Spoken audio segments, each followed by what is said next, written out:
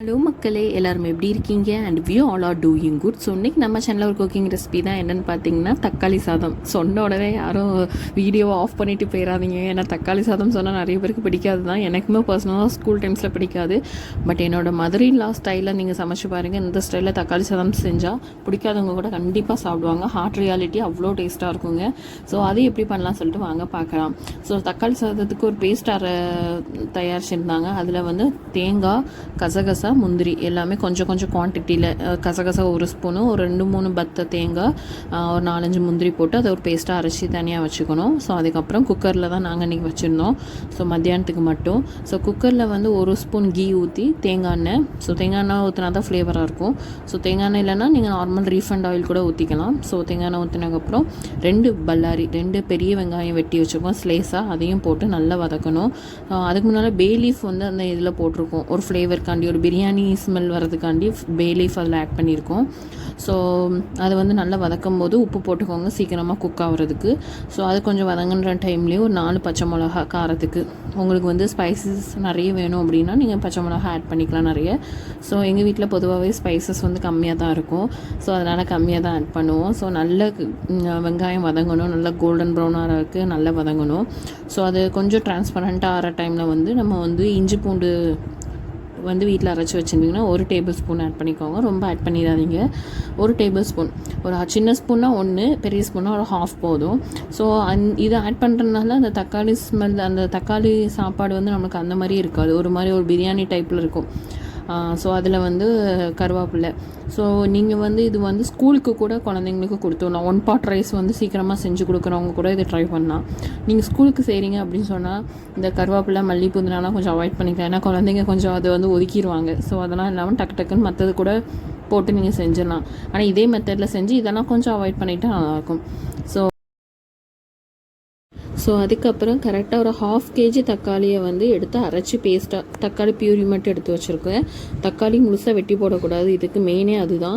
நான் முழுசாக வெட்டி போடும்போது தான் அந்த தக்காளி சாதம் வந்து நிறைய பேருக்கு பிடிக்க மாட்டேங்குது. இது வந்து பேஸ்ட் மாதிரி அரைச்சிடணும், ஃபுல்லாக நல்லா பிளெண்ட் பண்ணி பேஸ்ட் மாதிரி அரைச்சிடணும். கரெக்டாக 1 கிலோ அரிசிக்கு 1/2 கிலோ தக்காளின்னு எடுக்கணும். இதை பீசஸ் டைப்பில் பார்த்தா 5 to 6 தக்காளியை வந்து நல்ல பெரிய தக்காளியை, நாட்டு பழமாக இருந்தால் நல்லாயிருக்கும். ஏன்னா அதில் புளிப்பு இருக்கும். நாட்டுப்பழம் இல்லை அப்படின்னு சொன்னால் அது வந்து புளிக்காது. அப்போ நம்ம லெமன் சேர்க்குற மாதிரி இருக்கும். ஏன்னா இது நாட்டுப்பழம் இல்லை, அதனால் கடைசியில் லெமன் ஆட் பண்ணியிருந்தாங்க. ஸோ அதனால் நாட்டுப்பழமாக இருந்தால் நல்லா புளிப்பாக இருக்கும், அது மட்டும் போதும். ஸோ அதை நல்லா அரைச்சி அதை பேஸ்ட்டை வந்து ஆட் பண்ணிடணும். ஸோ ஆட் பண்ணி கொதிச்சு வர டைமில் 1/2 ஸ்பூன் மஞ்சத்தூள், 1 ஸ்பூனு காரத்துக்கு கலருக்கும் வத்தத்தூள் ஆட் பண்ணியிருக்காங்க. ஸோ உங்களுக்கு வந்து ஸ்பைசஸ் நிறைய வேணும்னா கொஞ்சம் எக்ஸ்ட்ரா ஆட் பண்ணிக்கலாம். நாங்கள் ஸ்பைசஸ் கம்மியானால தான் இதை ஆட் பண்ணியிருக்கோம். ஏன்னா இது 1 ஸ்பூன் ஆட் பண்ணும்போது காரம் ரொம்ப தெரியவே தெரியாது. ஸோ அதனால் நான் சொல்கிறேன். ஸோ அதுக்கப்புறம் அது நல்லா கொதிச்சு வர டைமில் மல்லிக்கீரையும் புதினாவும் ஆட் பண்ணியிருக்காங்க ஃப்ளேவர்காண்டி. ஸோ நீங்கள் வீட்டில் சாப்பிடணும் அப்படின்னு சொன்னால் இதெல்லாம் ஆட் பண்ணுங்கள். பட் நீங்கள் இதுவே கிட்ஸுக்கு ஸ்கூலுக்கு கொடுத்து விட்றீங்க, ஆஃபீஸ்க்கு கொடுத்து விட்றீங்க அப்படின்னா இதெல்லாம் கொஞ்சம் அவாய்ட் பண்ணிக்கலாம். ஏன்னா இதெல்லாம் வாயில் அடிக்கடி வரும். ஸோ அவங்களுக்குலாம் பிடிக்காதுன்னா அதை அவாய்ட் பண்ணிக்கலாம். பட் வீட்டில் செஞ்சு சாப்பிடும்போது இதெல்லாம் ஆட் பண்ணால் தான் அந்த ஃப்ளேவரு, அந்த இதெல்லாமே சூப்பராகவே இருக்கும், அந்த பிரியாணி டைப்லேயே இருக்கும். ஸோ அதுக்கப்புறம் அந்த பேஸ்ட்டுக்கு நான் ஃபஸ்ட்டு வீடியோவில் காட்டியிருப்போம்ல, தேங்காய், கசகசா, முந்திரி அந்த பேஸ்ட்டையும் ஆட் பண்ணிடணும். இது வந்து ஆப்ஷன் தான், இது உங்களுக்கு வேண்டாம்னா நீங்கள் அவாய்ட் பண்ணிக்கலாம். பட் இது ஆட் பண்ணும்போது கொஞ்சம் இந்த கீ ரைஸ் கூட சேர்ந்த மாதிரி அந்த ஒரு டேஸ்ட் வரும். ஸோ அதனால் இதை ஆட் பண்ணியிருக்கோம். இது ஆப்ஷனல் தான், உங்களுக்கு இது வேண்டாம்னா நீங்கள் அவாய்ட் பண்ணிக்கலாம்.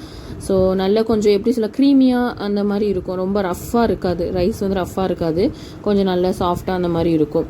ஸோ அதுக்கப்புறம் உப்பு ஆட் பண்ணிக்கோங்க, உங்கள் தேவைக்கு ஏற்ற மாதிரி உப்பு ஆட் பண்ணிவிட்டு அது நல்லா கொதிக்கணும், அந்த பச்சை வாசம்லாம் போகிற வரைக்கும். ஸோ சைடில் வந்து அரிசியை 2 தண்ணி வாஷ் பண்ணி நான் ஒரு 15 மினிட்ஸ் ஊற வச்சுருந்தேன். வீட்டு அரிசி தான். ஸோ அந்த வீட்டு அரிசியை எடுத்து அதில் வந்து ஆட் பண்ணிடணும். ஸோ அரிசி வந்து தண்ணி குவான்டிட்டி எப்படின்னா 1 கிளாஸ் அரிசிக்கு 2 கிளாஸ் தண்ணி அந்த அளவில் வைக்கணும். இதில் வந்து நம்ம தக்காளி வேறு ஊற்றிருக்கோம். ஸோ அப்போ அரிசி அளவு எப்படின்னா தக்காளியும் சேர்த்து தான் நான் சொல்கிறேன். தக்காளி ஏன்னா தக்காளி நம்ம பேஸ்ட்டாக பண்ணியிருக்கிறனால அதையும் சேர்த்து 1 கிளாஸ் அரிசிக்கு 2 கிளாஸ் தண்ணி, அப்போது 2 கிளாஸ் அரிசினா 4 கிளாஸ் தண்ணின்னு அந்த கரெக்டாக அந்த குவான்டிட்டியில் வச்சு நம்ம வந்து கொஞ்சம் கொதிக்க விடணும். கொஞ்சம் அதெல்லாம் ஊற்றி நல்லா உப்பு பார்த்துக்கணும். லாஸ்ட்டில் உப்பு பார்த்தா தான் கரெக்டாக இருக்கும். ஏன்னா அரிசி தண்ணி எல்லாம் ஈக்குவலாக இருந்ததுக்கப்புறம் தான் உப்பு பார்த்துட்டு அதை வந்து நம்ம வந்து குக்கர் மூடி போட்டு மூடிடணும். இதில் என்னென்னா நாங்கள் வந்து டைமிங் தான் வச்சுருப்போம், விசில் வராது. ஸோ அதனால் டைமிங் வந்து கரெக்டாக 15 மினிட்ஸு. இதுவே விசில் அப்படின்னா 2 விசில் அந்த மாதிரி கணக்கில் வச்சுக்கோங்க. விசில் நீங்கள் வைக்கிறீங்கன்னா 2 விசில், டைமிங் கணக்கில் வைக்கணும்னா 15 மினிட்ஸ். எங்கள் இதில் வந்து விசில் அடிக்காதனால நாங்கள் 15 மினிட்ஸுன்னு கரெக்டாக டைமிங் வச்சுருப்போம். ஸோ அதுக்கப்புறம் நல்ல ப்ரெஷர்லாம் இறங்கினக்கப்புறம் நீங்கள் குக்கர் ஓப்பன் பண்ணுங்கள். ஸ்டார்டிங்கே குக்கரில் ப்ரெஷர் எடுத்து விட்டுறாதீங்க, அது வந்து நல்லா இருக்காது. ஸோ இதுதான் ஃபைனலாக இருந்துச்சு. ஸோ பார்க்கவே அவ்வளோ சூப்பராக இருந்துச்சு. அதுக்கப்புறம் கொஞ்சம் லெமன், ஒரு ஹாஃப் லெமன் புளிஞ்சிருந்தாங்க மாமி. ஏன்னா அதான் அந்த தக்காளியில் சொன்ன மாதிரி தான், நாட்டு தக்காளினா கொஞ்சம் நல்லா புளிக்கும், இது வந்து அவ்வளோ இதாக இருக்காது. ஸோ கார்னிஷ்காண்டி கடைசியில் மல்லிக்கீரைலாம் போட்டிருந்தோம். ஸோ அவ்வளோ அல்டிமேட்டாக இருக்கும். இந்த மெத்தடில் நீங்கள் ட்ரை பண்ணி பாருங்கள்.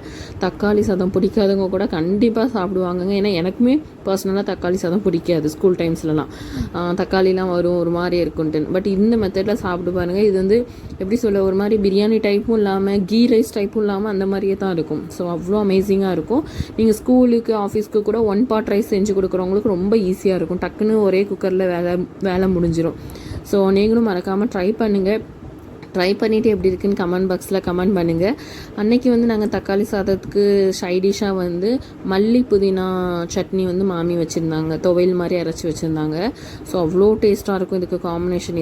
இது போக முட்டை இருந்தால் நல்லா தான் இருக்கும். பாயில்டு எக்கு, ஊறுகாய், அப்பளம், பப்படம் அந்த மாதிரிலாம் இருந்தால் நல்லா தான் இருந்திருக்கும். பட் அன்றைக்கி எங்கள் வீட்டில் அதுதான் இருந்துச்சு. ஸோ இந்த காம்பினேஷன், இந்த துவையல் காம்பினேஷன் வந்து அல்டிமேட்டாக இருக்குங்க. மல்லி புதினா துவையல் நல்ல காரமாக புளிப்பாக வச்சு இது கூட சாப்பிட்டு பாருங்களேன், அதை அடிச்சிக்கவே முடியாது, அவ்வளோ அமேசிங்காக இருக்கும். ஸோ இதுதான் எங்கள் வீட்டில் அன்றைக்கான மெனு. ஸோ வீடியோ பிடிச்சிருந்தா லைக் பண்ணுங்கள், ஷேர் பண்ணுங்கள், சேனலை மறக்காமல் சப்ஸ்கிரைப் பண்ணுங்கள். தேங்க்யூ ஃபார் வாட்சிங்.